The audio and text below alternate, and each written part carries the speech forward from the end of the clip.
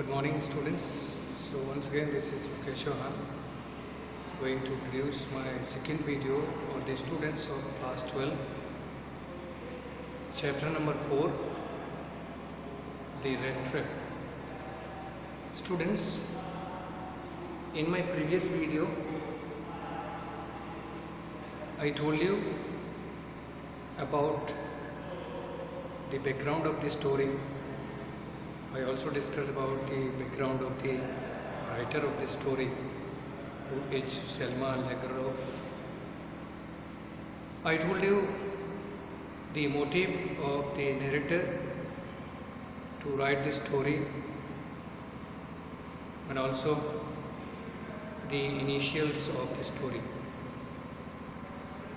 I discussed how the red trap was passing his time, how he was managing his life. I told you he was making red traps of wire, the wire which he was getting from the different stores without any kind of investment. Yet he was not capable of managing his two-time bread. Therefore he was forced for begging. He was forced by the conditions for begging, and sometimes whenever he got opportunity, he never lost the chance of stealing. Means he was also in a habit of stealing things. Even then he was not in a good condition. Anyhow he was managing, anyhow he was passing his time. While he was passing his time, one day an idea came to his mind and he thought that this whole world is nothing but a big red trap. Like a red trap in which we offer attractive things to attract the rats in the case. Similarly, this whole world is like a red trap which offers us different attractive things to get hold over us, to keep us in its hold. Once when we are in the hold of this big red trap, it is definite we are sure to meet our end. In the same consequence, one day while he was roaming here and there, it got evening. So he was roaming here and there in search of a place where he could pass his time, where he could pass his night. While he was walking on the road, he saw a cottage, a grey colored cottage. He went there, he knocked at the door, and the master, who was an old man who used to be the landowner of Renzo in his early days, he was having no family, no children, therefore he was alone. He was also passing his time alone in the cottage. Therefore, he was in need of someone who could pass his time, who could communicate with him. Therefore, when the red trapper went to his door and he asked for shelter to pass his night, the old man was not in a position to deny. He welcomed him. He took him in his house and he offered him delicious meal. After meal, they both smoked, and during smoking they also played majolis. While playing majolis, the old man got confidence of the stranger, the red trapper, that he shared everything, that he shared the personal things which he didn't mean to share, but being emotional, he shared everything. He told how prosperous he was in his time, but at this time he was fully depending on his cow. By selling its milk, he was getting enough money. Not only this, he also rose from his place and went to a window where he hung a pouch.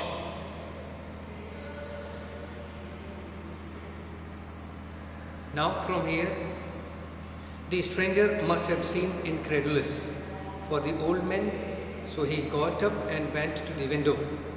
The old man thought that this man is incredible, quite trustworthy, believable. So he rose from his place, the place where they both were playing Mazolis and smoking. He went to a window where he had hanged a leather pouch. He took it off from the nail, came to the old man again. He took out 3 notes.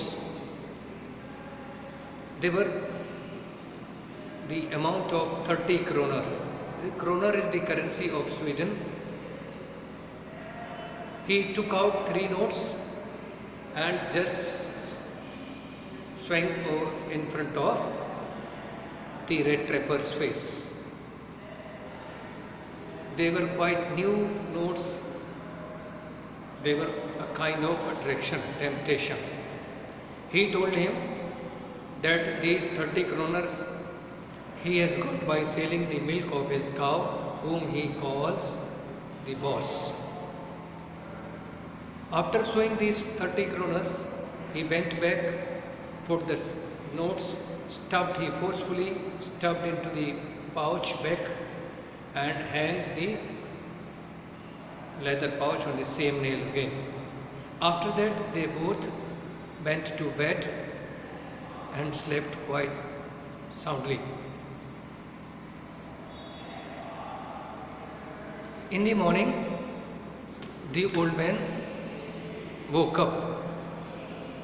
It was good season, both got up in the good mood. The next day, both men got up in good season. The crofter was in a hurry to milk his cow. When they woke up, it was morning. The weather was quite clear, sun was there. Since he was in a hurry to take milk from his cow, and the other man probably thought that he should not stay in bed when the head of the house had gotten up. The red trapper might have thought that the owner of the house is now on work, so it is not good for him. It is not good for a guest that he must be on bed. Therefore, he also rose from his bed. He also got up. Now they left the cottage at the same time. The crofter locked the door and put the key in his pocket.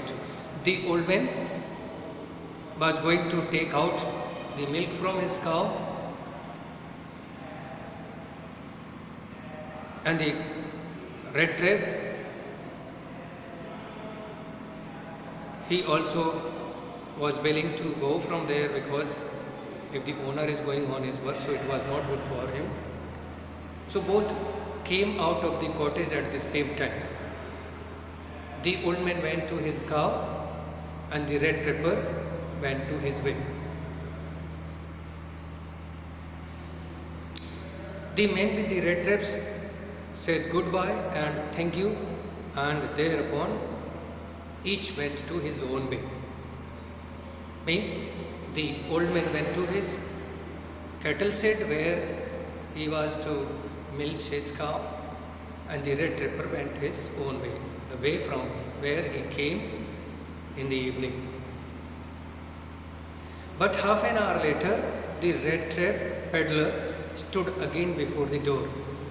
He did not try to get in, however. Means after half an hour, the red trapper returned back. He was again standing in front of the cottage, but he did not enter into the cottage. Possibly how he could enter into the cottage, because it was already locked. He saw the lock was there, means the old man did not return from the cattle shed.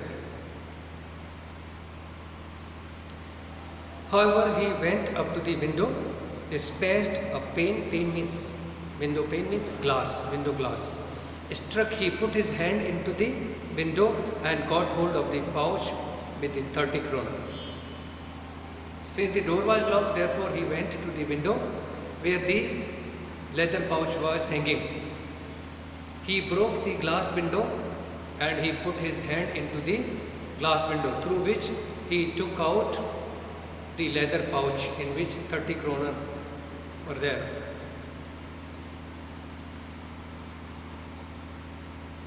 He took the money and thrust it into his own pocket. Then he hung the leather pouch very carefully back in its place and went away. The red trapper took out all 3 notes and he put them into his own pocket. After keeping these 30 kroner in his own pocket, he put the leather pouch on its place very carefully, safely as it was there. After that he went away from there. As he walked along with the money in his pocket, he felt quite blessed with his smartness. When he was going on the road after taking 30 kroner in his pocket, he was quite happy and thinking that he was quite smart because he has cheated the old man without letting him know. Mentally he was thinking possibly the old man would not come to know that the red trapper has taken this money. So he was quite satisfied, contented and happy on his cleverness, on his smartness. He realized, of course, that at first he dared not continue on the public highway, but must turn off the road into the woods. While he was passing, when he came into the real world means when he came out of the dream in which he was thinking that he was quite smart.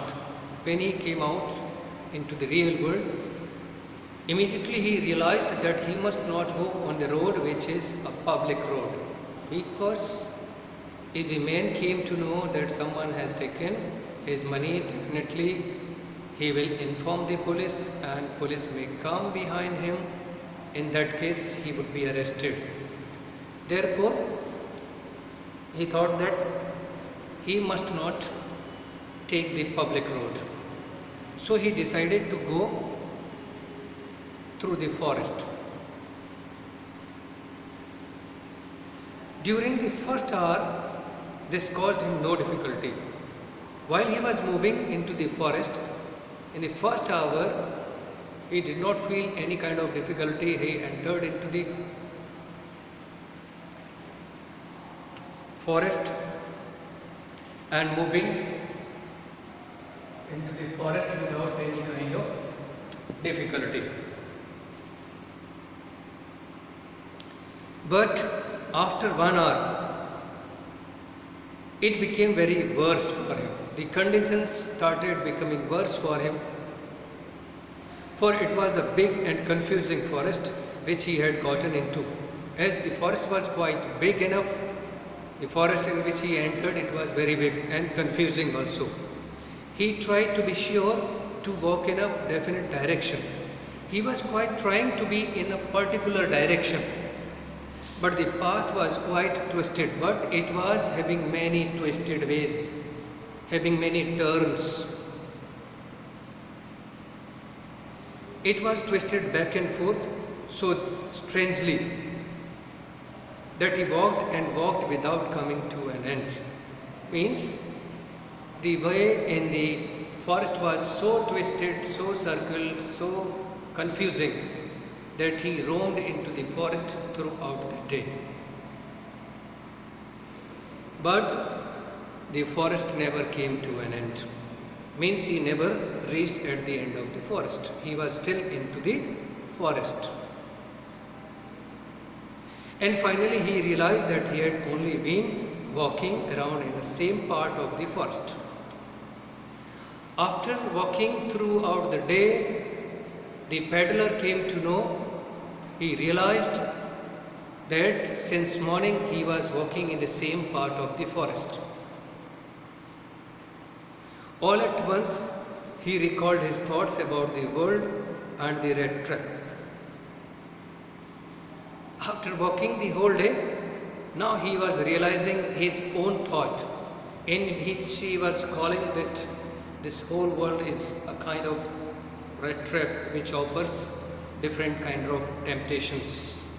Now he was thinking about himself, the temptation which was offered to him.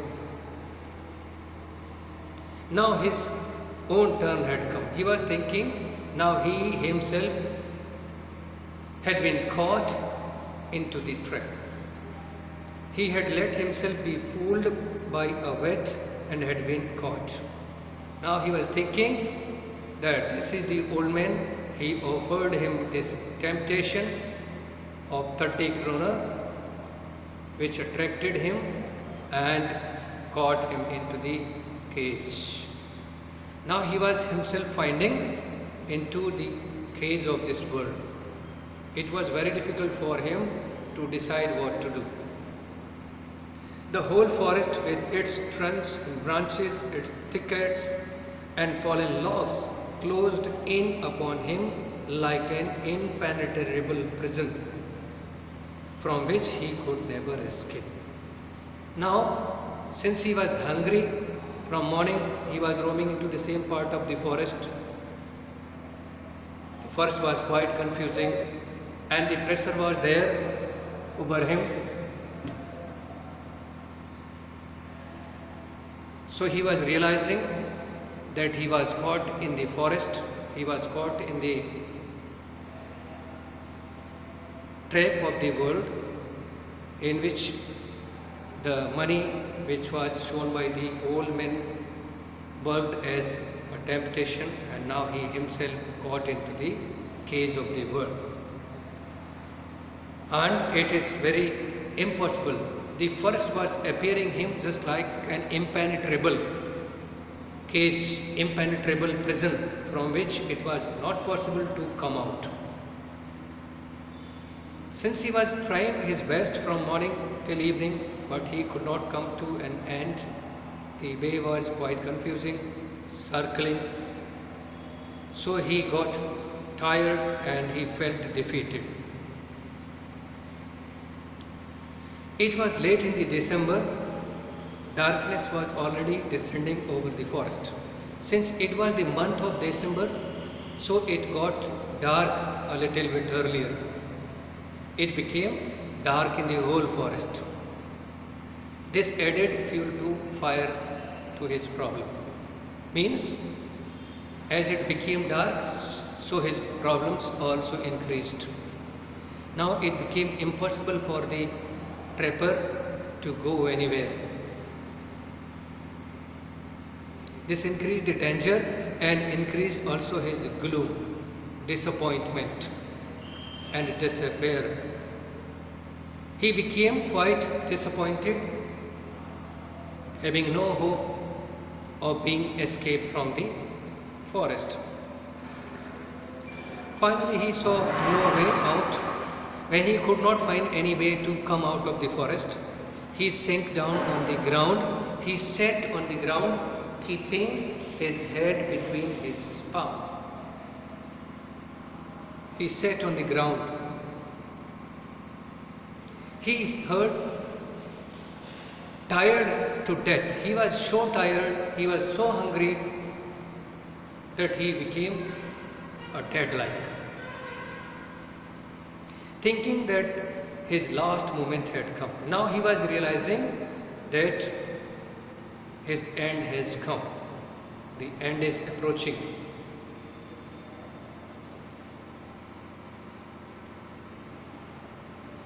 But just as he laid his head on the ground, due to weakness, due to tiredness, he lay on the ground, he put his head on the ground. He heard a sound, a hard regular thumping. When he put his head on the ground, he heard a thumping sound. The sound was coming regularly at a different interval. It was the sound which was matching as if someone is beating something. It is the sound which was matching as if somebody was hammering something.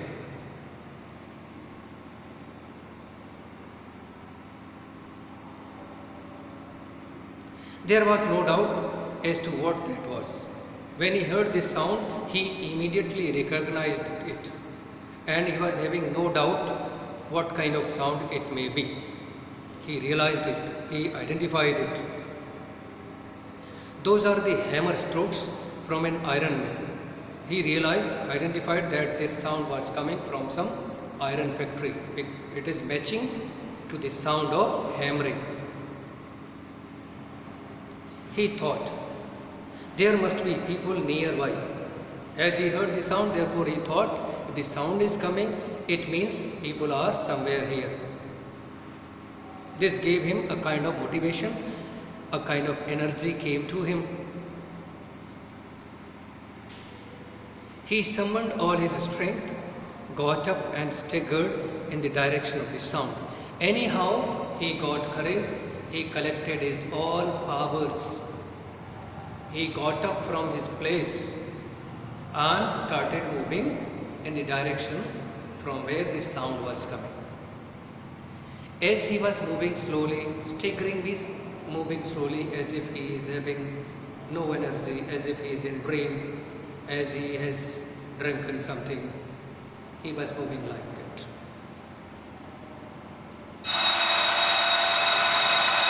The Ramjo iron works, which are now closed down, were not so long ago a large plant. The Ramjo, which once used to be a big iron mill, is closed now.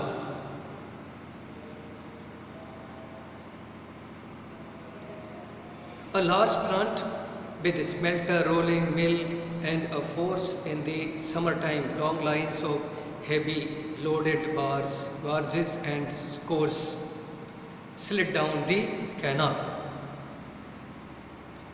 Means not long ago, this area was known for the production of iron. The big crates used to come there. They used to empty the coal there. They used to empty the pig iron. Big smelters were there. The dust could be seen. This dust could be seen over the layers of the canal. The small canal was there. Wherever there is iron industry, water is needed. Therefore, since Ramjo was known for iron production, therefore it was necessary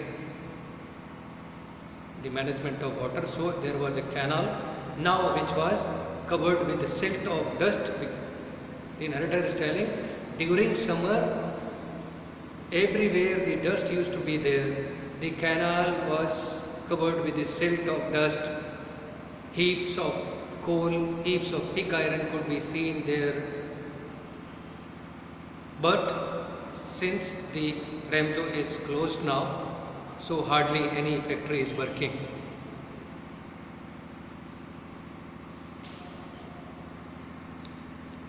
And in the winter time, the roads near the mill were black from all the coal dust which sifted down from the big charcoal crates.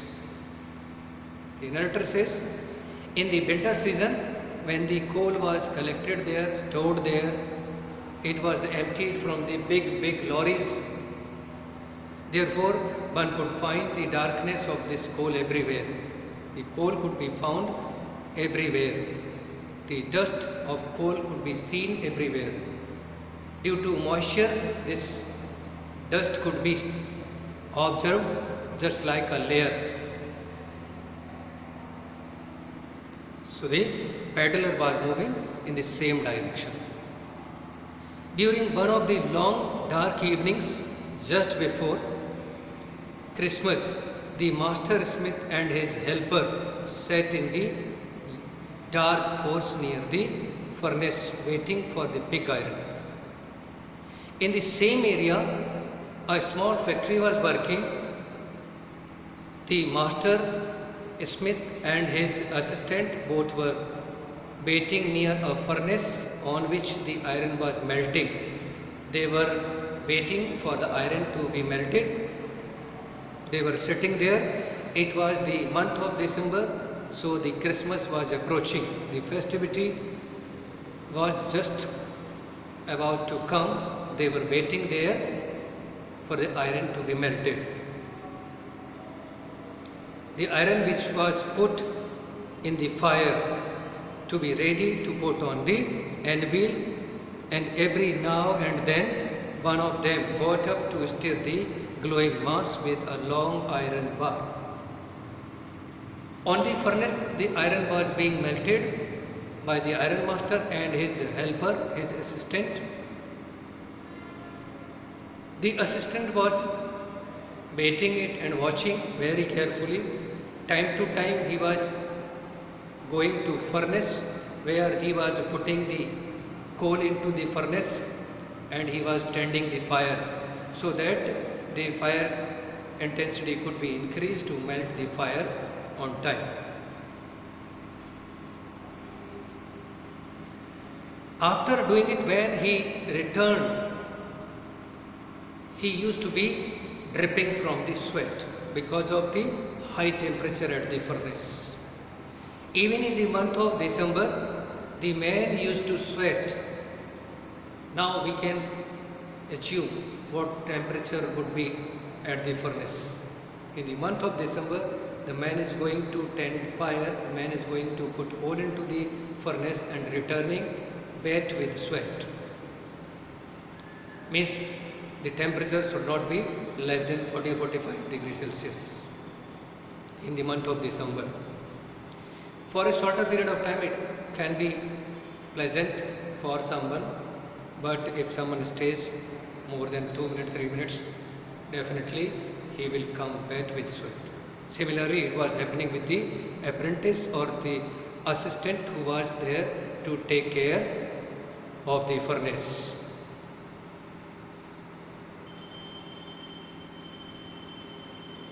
Though, as was the custom, wore nothing but a long shirt and a pair of wooden shoes. This apprentice who was attending the furnace and his boss, the master smith who was sitting there near the furnace, he was going time to time as if it was his custom, as if it was the practice which he was following. Since he was not wearing anything, once again you can assume in the month of December he was not wearing any piece of cloth. So you can assume how hot the temperature would be there. He was going time to time, putting the coal into the furnace, tending it and returning back. In such a short period of time, he was getting such large amount of sweat over his body. This could be the reason that he was not wearing any kind of cloth. It was probably on account of all this noise. All the time there was many sounds of beating could be heard. At the force, the big bellows groaned, the burning coal cracked, the fire was shoveled, charcoal. Shoveled means pushing the charcoal into the furnace. Since the whole atmosphere was quite noisy because the iron was being beaten, someone is putting the charcoal into the furnace. When the charcoal is put into the fire, it cracks. The sound of cracking could be there. Therefore, the atmosphere was quite noisy. The charcoal was in the mouth of the furnace with a great deal of clatter. Outside, roadside waterfall.